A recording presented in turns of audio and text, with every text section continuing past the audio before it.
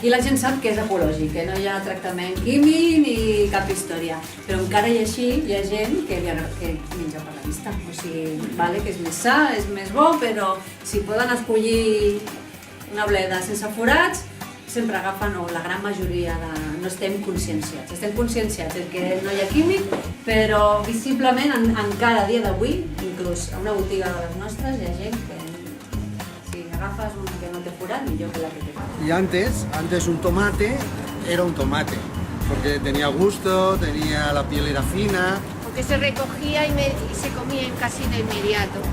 Ahora, ¿qué se hace? Se recoge verde, se mete en cámaras con unos gases que impiden que madure. Entonces, cuando los van a vender, vuelven a meter unos gases, un tipo de gas que los hace madurar rápidamente. Por eso no tienen el sabor que deberían tener. Igual se ocurre igual con las frutas. Eso ahora se está poniendo de moda el cultivo ecológico. Estamos volviendo un poquito a los orígenes, porque claro, nos damos cuenta de que esto... Estamos perdiendo sabores. El menjar no ens llença mai de la vida, i menys si és menjar bo.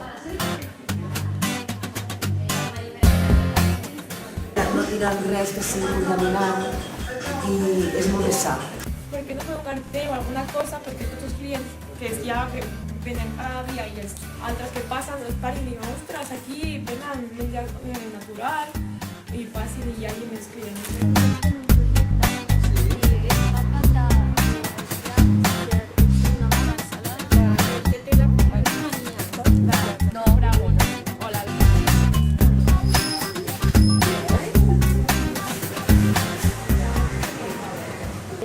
Aquestes són les que heu plantat vosaltres, que m'ha dit i ja us han crescut així?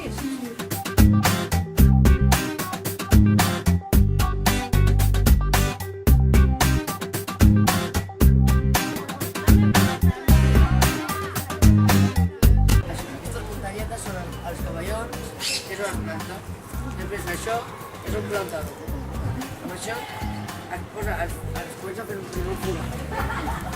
Y allí es donde tenemos todo lo que hemos ido trabajando durante el curso.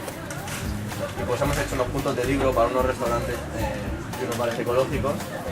Y estos carteles los vamos a estar repartiendo por todo el barrio. Porque la cosa es concienciar a la gente de que los productos ecológicos son mucho más sanos que los productos normales.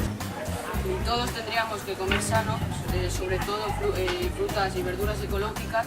Ya sabemos que es un poco más caro, pero tenemos que ver que detrás de todo eso pues hay un trabajo duro de payesos pues, cultivándolo, haciendo que crezca y todo esto es importante.